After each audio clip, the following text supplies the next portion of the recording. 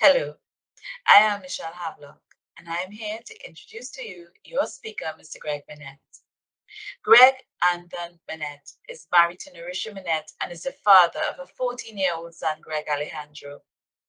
After graduating from St. Mary's College in 2003, Gregg successfully pursued a diploma in law whilst working as a corporate communications assistant at Guardian Life of the Caribbean Limited. In December of 2006, he made the shift to sales and qualified for MDRT in his first year and did so again every year since.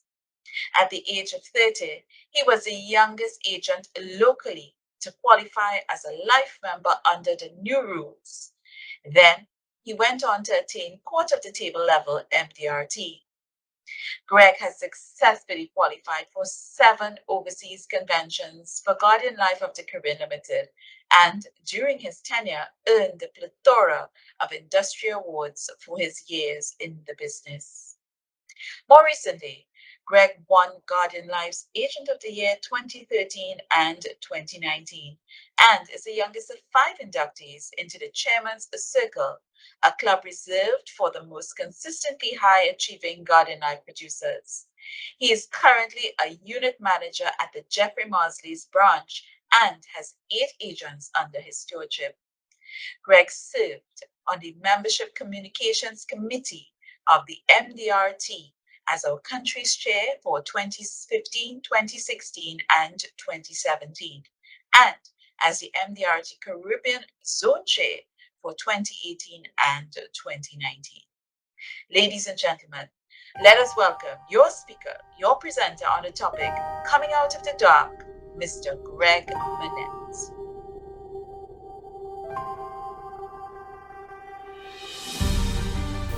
Three years ago was my darkest period in every possible way. It was then I heard a video with Bishop T.D. Jakes, and he said this as part of his sermon to kick off the year. It is not what they say about you that matters. It is what you say about you.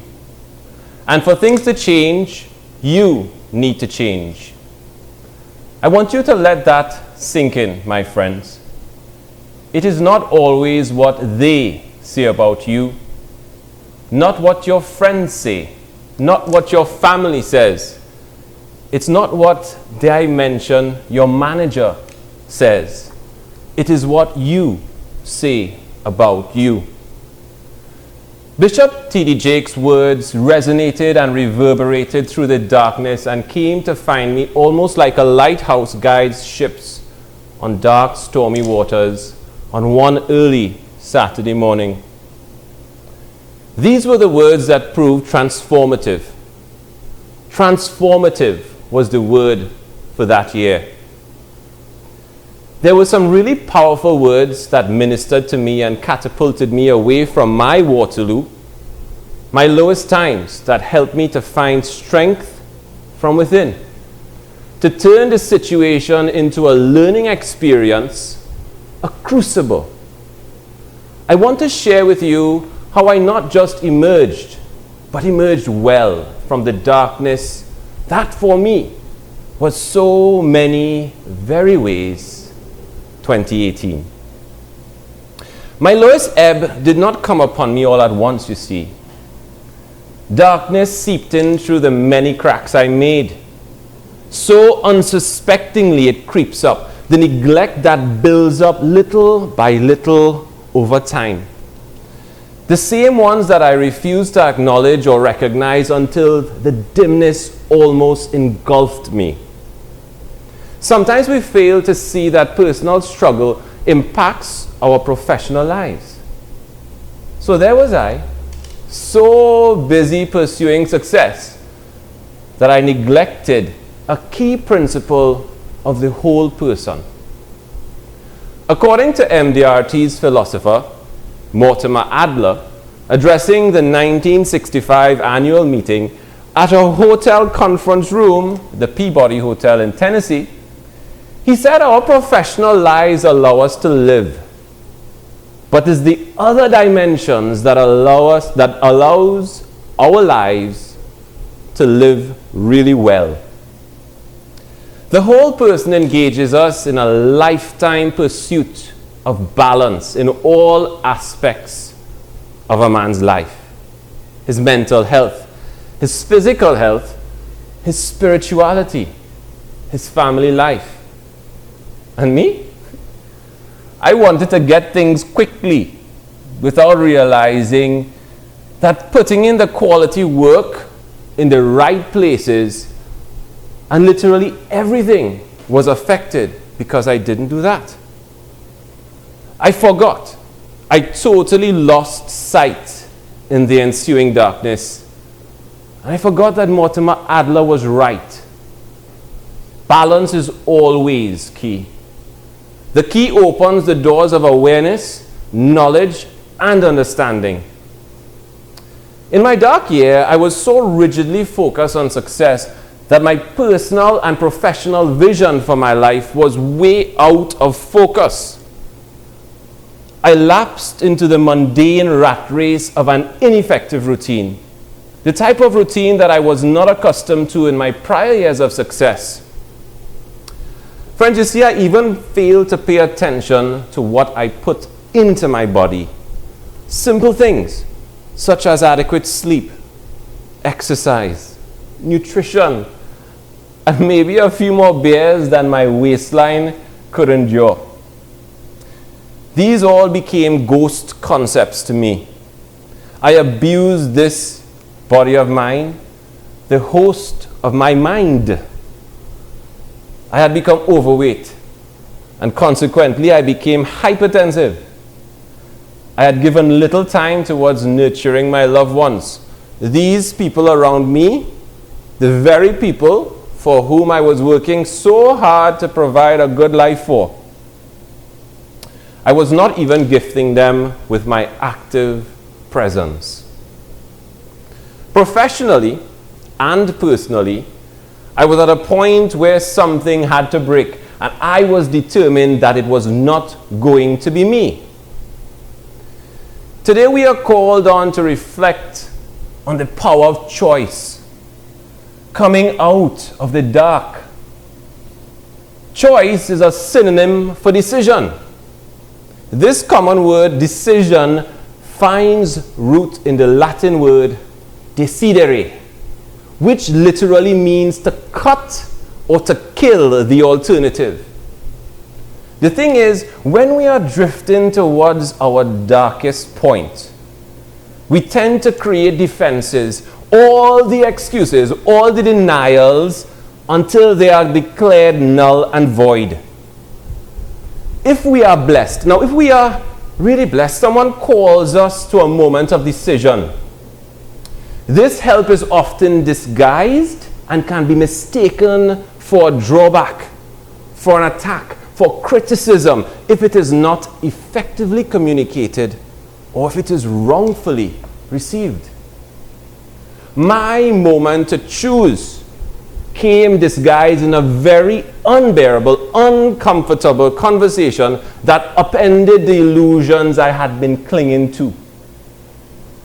So what it was? It was my then VP of Sales of Guardian Life, Michael Austin, who called me out. Because he knew me well and he cared for my development. Mike recognized that I had fallen along the way even before I did.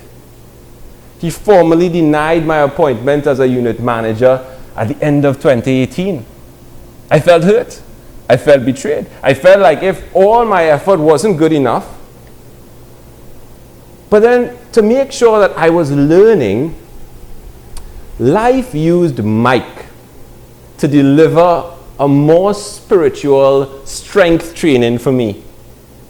And in early 2019, as if the 2018 appointment that I didn't get wasn't good enough, Mike forced me to come to terms with the fact that I did not qualify for MDRT in 2018.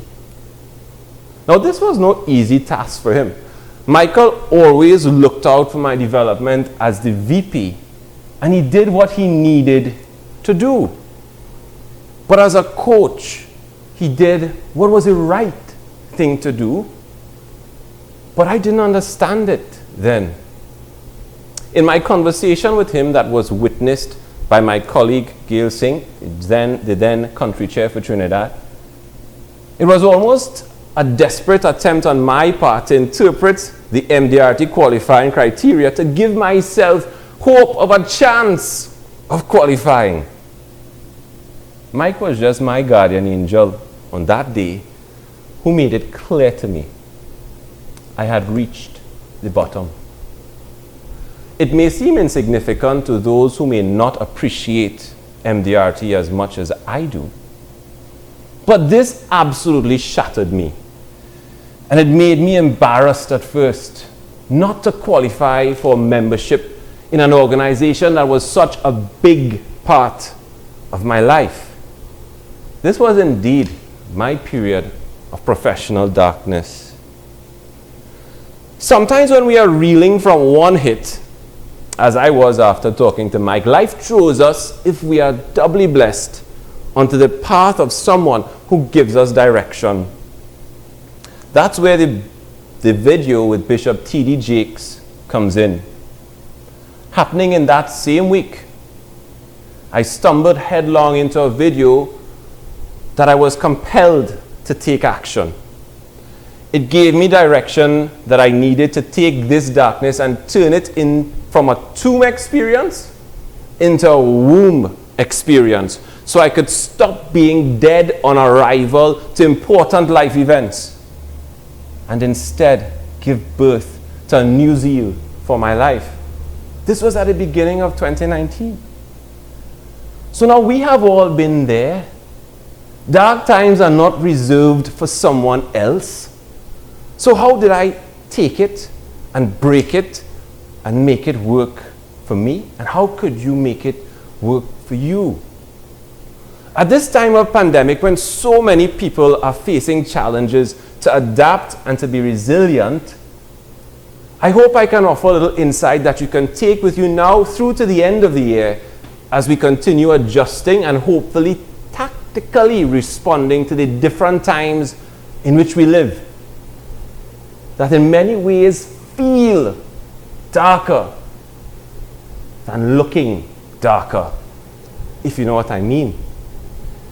That's where maybe we become delusional and we bring ourselves to inaction and doubt.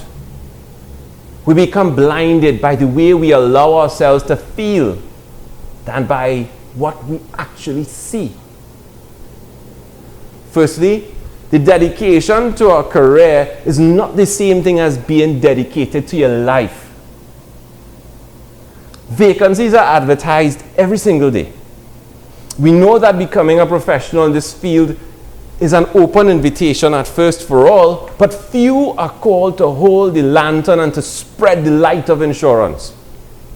Folks, you have been chosen, as I have, through a selection process by your companies that suggests that you at least have the ability to show up and serve. Many of you have notable experiences, and all of us have this one life. This is one life to make up so many amazing parts that you ought not to neglect. In my zeal to be top dog, I didn't even notice that what made me was a really dog-tired husband, a dog-tired son, and a dog-tired father. The people who deserve our best and who fuel us and restore us are the ones who deserve quality from us in balance with those whom we serve. Healthy connections made for a healthier me. My physical transformation into a reasonably fit young man with a pleasant life works out far better for me than a frazzled workaholic. Connections are also important, as I said, and I feel bad for those who may have had to be at home with people in a house last year that they did not particularly feel connected to. That may likely be working from home a far less happy, far less productive environment. Secondly, distraction detracts from the quality of your life. What can you give at home to your client or to your clients when you are overwhelmed and fatigued. Sometimes in genuinely spreading our light with well-intentioned effort, we forget that the candle that burns on both ends burns out faster. And even if you are not burnt out and tired, does that WhatsApp conversation really have more merit than the time that you spend with your spouse and children? Especially after you have been out at work all day? Which among us are really innocent of robbing our family quality time in favor of electronics and Netflix? Truth is, I haven't stopped working hard. But I hold sacred certain times to be spent not working. Instead, we watch movies together, we play board games, have dinner conversations regularly. I thank the pandemic for these virtues, which may have otherwise dissipated if choices were normal. Further, what gives me energy and focus and presence of mind to give my best to everyone is establishing a daily routine. I get up early and I spend some time in prayer and meditation and get some exercise in. This morning time is my holy pause. It allows me to soar during the rest of my day. I firmly believe many people know what is going wrong with their lives, but they can be paralyzed with no clear path out of that dark time. I decided to kill the spirit of doubt, lack, irresponsibility, neglect, laziness, and avoidance that inhibited my progress towards my goals, and I accepted the responsibility to change my life. It is what I said to myself that made the difference for me. I was not taking the doctor's word over me as failing health. I was determined to turn that around, and I did. I was not accepting stony silences where there should be warmth, and I made a better effort to connect with my loved ones. I was not about to accept 2018's dark grip will hold me again in a new year. I set my goals, and I supported it with a clear plan for 2019, and even got more production than I anticipated. A fun fact that you may not know is that darkness is the darkest before dawn. I know. I get up really early to meditate so that I have seen this for myself. It's a literal and figurative truth. With my lowest sales, failing health, fractured connections, 2018 was that personal dark hour. With hard work at improving my whole life, I was on the upswing.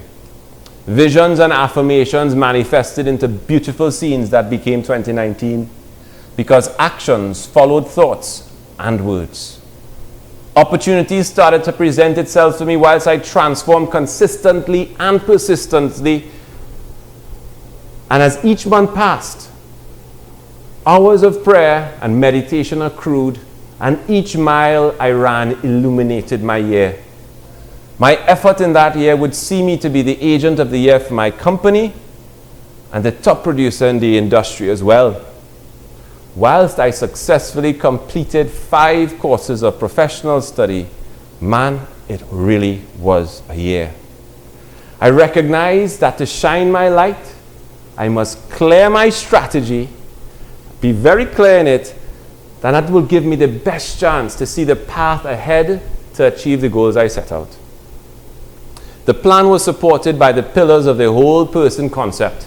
Balanced living that promotes a well-rounded whole man who in turn will be the best version of himself in all manifestation, none less than his professional endeavors. I set myself to have my best year of sales and to achieve the quarter of the table level production. It was also my last year substantively as an advisor. I had a lot of time. I had to allot time to prayer, exercise, rest, family study, service of clients, whilst I still developed my team of agents. Despite feeling so lost in 2018, I'm grateful for it happening. I was too emotional to understand or to even see it then. And what's wrong with being emo? You know, we think it's like a bad thing when we really consider its worth in effecting change, though, it's not that bad after all. You need to feel disgust, right? That gnarly feeling when the day comes, when you know that you had it, you just had it. I doubt we can truly challenge ourselves to become better continuously without some kind of drawback. The key here is to understand that these drawbacks are not automatically corrected. It takes decision. And decision is the freedom of choice in its finest play. Today, this is our first virtual MDRT day, and in solidarity with TIFA, the theme, there's an inherent call for us to give meaning to this day. The time out that we took to be part of this wonderful experience today must not be hidden under a bushel. It will have no value in dispelling darkness. Light also has no meaning to itself. It really only has value in the presence of darkness. A firm decision is needed for us to give purpose to this once-in-a-lifetime opportunity. And what is this once-in-a-lifetime opportunity? As one of my colleagues, Joe Templeton from the MDRT he says, let us not waste the uncertainty of this pandemic. As insurance and financial planning professionals in this beautiful country, we are indeed challenged by uncertain times. Let's not make any bones about it. But what will you do about it? Will you seek opportunity or will you cry foul? You have the power of choice. Our trajectory is so positive. We are aligned to doing good.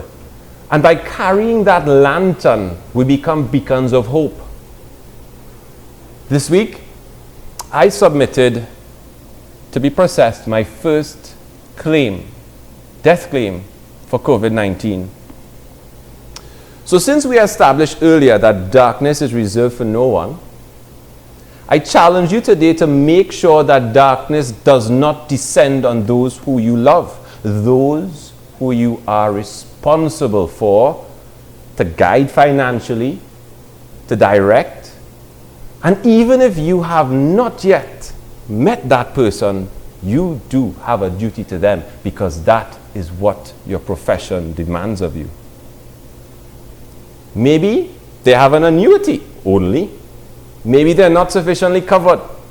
Or God forbid, the policy just lapsed for no good reason without any attempt to conservation on your end. Our responsibility, friends, is literally a life or death matter. We must sharpen ourselves against each other as iron sharpens iron. So I ask you, how are you going to face your own darkness? Whether it is the darkness of a pandemic paradigm, or the darkness of career challenges, or even the darkness of loneliness. How are you going to make it and make it serve your personal growth? How are you going to attain or maintain MDRT membership in all aspects of your life? Not to wear the badge, not to wear the pin, but to really touch lives. So here's the answer. And I would like to leave you with the words of Rumi. Be a lamp. Be a lifeboat. Be a ladder. Help someone's souls heal. Walk out of your house like a shepherd. Those are the words of Rumi. The world needs you to be that. Trinidad and Tobago needs you to be that. But my friends, you need you to be that.